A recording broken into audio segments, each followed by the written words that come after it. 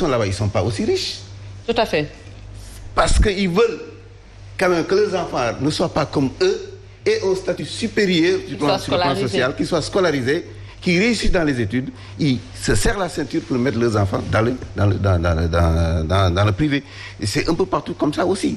Donc, c'est l'offre éducative qui est aussi insuffisante, ce qui fait qu'aujourd'hui, l'école privée prend le pas sur l'école publique. C'est un des facteurs. Voilà. C'est un des facteurs. On ne peut pas occulter les grèves. C'est vrai, les grèves. C'est pas ce que je vous dis là, c'est très important. Ouais. Et ensuite, l'offre publique, même si elle existe quelquefois, elle n'est pas adaptée. Vous allez dans le Sine Saloum, dans la zone de Louga, les gens veulent un autre type d'école. Pas l'école classique, mais, par exemple, le franco-arabe. Le développement de l'école franco-arabe, des classes franco-arabes. C'est ça qui les arrange. Parce qu'ils tiennent à ce que l'école soit bâtie sur le socle culturel aussi. Mais malheureusement, l'offre en matière de franco-arabe est largement insuffisante. Aujourd'hui, on parle même d'introduction des daras dans le système. Mais il y a, et pour tout, il n'y a que 100 daras jusqu'à présent, depuis qu'on en parle. Donc, vous voyez, l'offre éducative publique est largement insuffisante. Ça, c'est un facteur important qui fait que l'école privée se développe, parce que les gens veulent que les enfants soient scolarisés. Maintenant, pour en arriver à la question que notre ami cher a bien défendue, il a raison. Il y a une étude qui a été commanditée. Oui. Cette étude a été largement partagée. Elle a été enrichie par les organisations syndicales en 2015, octobre 2015, je crois. Alors, cette étude a démontré largement que depuis 2006, le système de rémunération dans la fonction publique a été complètement, comment dirais-je là, mise sans dessus. Déstructuré. Oui. Ça ne repose plus sur des normes. Oui. Et c'est ça qui a fait qu'il y a des catégories d'agents. Vraiment, on ne peut pas dire que c'est vraiment sur la base du mérite. Qui ont été bien servis. Qui ont été bien servis et d'autres mal servis. Je vous apprends que avant tout ça, avant 2000, on disait que il est là, je ne vais pas mentir devant lui, on disait que les enseignants, c'est les choyés de la fonction publique. Mais depuis cette réforme-là, à partir de 2006, on a tout changé. Et aujourd'hui, ce déséquilibre-là qui est reconnu par toutes les autorités, y compris le président de la République, il faut le corriger. Mais pour le corriger, ce n'est pas facile. Il faut du courage. Et des moyens. Il faut du courage, mais des moyens financiers également. Il faut surtout du courage. Et des moyens financiers. Parce qu'il y a déjà, s'il faut tirer vers le haut, il faut beaucoup de moyens. Mais il y a des choses, quand ce n'est pas mérité, c'est vrai que c'est un bien acquis. C'est acquis. Mais si c'est vraiment dans le sens de l'harmonisation, il faut revoir les choses à la baisse. Je crois qu'il faut avoir le courage de le faire. Et aujourd'hui, il faut pour l'équilibre. Parce que tout le monde est conscient que ce déséquilibre-là, si cela continue, il y a la démotivation totale chez les fonctionnaires. En tout cas, chez la plupart des fonctionnaires. En tout cas, au niveau des enseignants, ce déséquilibre est totalement préjudiciable et défavorable. Et ça, c'est un facteur aussi qui fait que, c'est la frustration. C'est la frustration et donc... Et quel autre accord qui n'a pas encore trouvé de solution, à part le système de rémunération, à part les lenteurs administratives? Il y a le problème des abris provisoires. L'école, parmi les accords, je vais vous donner, il y a des accords sur les parcelles. La mise à disposition de parcelles viabilisées par l'État. Il y a un début de solution pour ce point-là. Écoutez-moi bien. Depuis 2003. Oui. De 2003 à aujourd'hui, ça fait combien d'années? Parce que 20 ans. Jusqu'à présent, il reste, pour beaucoup de localités où on devait bénéficier de ces parcelles, qu'on ne connaît même pas le site.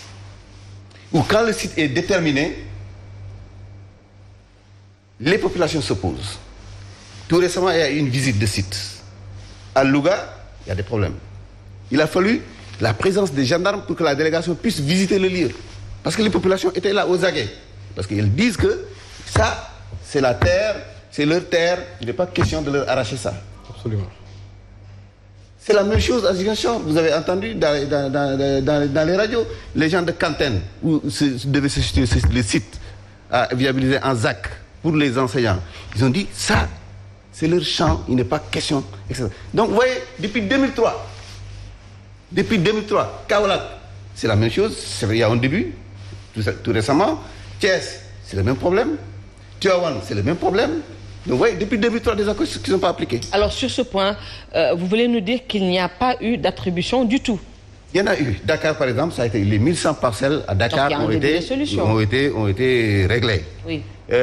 À Richard Toll, ça a été réglé. À Kolda, ça a été réglé. À part ces 3 cas-là, tout le reste, c'est à mi-chemin, ou bien vraiment, il n'y a même pas de source. Alors que c'était des accords signés depuis 2003. Donc, vous voyez, et ensuite, l'État a pris l'engagement pour d'autres groupes d'enseignants, des syndicats d'enseignants, de leur attribuer des parcelles, mais cette fois-ci non viabilisées. Là aussi, donc des terres seulement. Ils vont se charger de la viabilisation.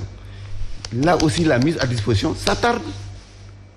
Ça, c'est des points d'accord non appliqués. La question des abris provisoires aussi. Ça, c'est la question des abris provisoires, est-ce qu'elle figure dans la plateforme? Non, mais les syndicats ont toujours demandé. Oui, est-ce qu'elle figure dans la plateforme? Non, les syndicats parce que ça également, c'est des points qui sont importants, qui intéressent l'association des parents d'élèves. Ça figure dans les plateformes. Non, ça figure dans les plateformes. Est-ce que ça figure dans la plateforme? Ça figure bel et bien dans les plateformes. Est-ce que c'est une question qui est vraiment prise en charge comme il le faut avec hargne, comme vous le faites pour le système rémunératif, comme vous le faites pour... Non, mais vous savez, je crois que la difficulté pour le mouvement syndical, c'est la communication syndicale. Ah, vous communiquez bien quand même. Parce que, non, justement. Les syndicats vraiment communiquent. Non, compte tenu de mon expérience, quand même, ça fait bientôt 40 ans que je suis dans ce mouvement-là, la communication syndicale, quand c'est centré, rien que sur les questions pécuniaires, ça donne une mauvaise image de l'enseignant et du mouvement syndical. Et justement, c'est ça qui fait que dans les plateformes, des questions concernant l'école, le développement de l'école publique, la défense de l'école publique, ça passe au second plan dans la communication. On préfère mettre l'argent sur les questions d'argent. Est-ce que c'est pas parce que ce sont ces questions d'argent qui intéressent beaucoup plus les enseignants et qui fait que voilà, ils mettent l'accent sur la communication sur ces points. C'est une erreur. Monsieur Diaoné, ces questions sur les abris provisoires, mais également sur le système éducatif du Sénégal, ce sont des questions qui sont vraiment cruciales et qui méritent vraiment une prise en charge aussi bien par le gouvernement, mais également par les syndicats d'enseignants. Il l'a dit, c'est bien que cela sorte de la bouche d'un syndicaliste. Quand les revendications sont souvent posées, celles qui semblent être les plus soulevées concernent les questions financières. Il faut quand même le reconnaître. Cependant, quand même, dans leur plateforme, parce que je le disais tout à l'heure, il y a certains syndicats, à chaque fois qu'ils déposent un préavis de grève, ils nous envoient une copie pour qu'on puisse suivre le déroulement, certains accords qui ont été signés et ce qui reste à faire. Est-ce que vous arrivez à suivre? Nous suivons régulièrement. Avec l'autorité, avec les syndicats? Nous suivons parce que, comme je l'ai dit tout à l'heure, ils nous envoient souvent leur préavis. Certains, je dis, pas tout le monde, mais je peux citer le SCUSEMS qui régulièrement, en début d'année scolaire, dépose un mémorandum et met en exergue tous les points d'attention sur lesquels, si on ne les règle pas, risque de nous amener en grève, de les amener en grève. Ils le font régulièrement et après ils déposent un préavis de grève et nous envoient une copie. Et je sais qu'ils en font aussi aux d'autres organisations de la société civile. Mais comme il l'a dit, les questions relatives à l'environnement scolaire sont souvent figurent dans leur plateforme. Les questions relatives aux abris provisoires. Et nous, en tant qu'association de parents d'élèves, et nous le disions régulièrement, rien qu'à l'occasion du séminaire de rentrée qui s'était tenu à Saly, nous avions dit devant le responsable du programme Zéro Abri Provisoire, c'est très simple de dire que il y a tant de mètres linéaires de murs qui ont été construits, tant de sanitaires, de blocs, ainsi de suite, mais nous avions demandé qu'on désagrège tout cela et pour dire pour chaque région et jusqu'à chaque établissement qu'est-ce qui a été fait et qu'est-ce qu'il en reste. Et jusqu'à présent, nous ne parvenons pas à avoir des réponses.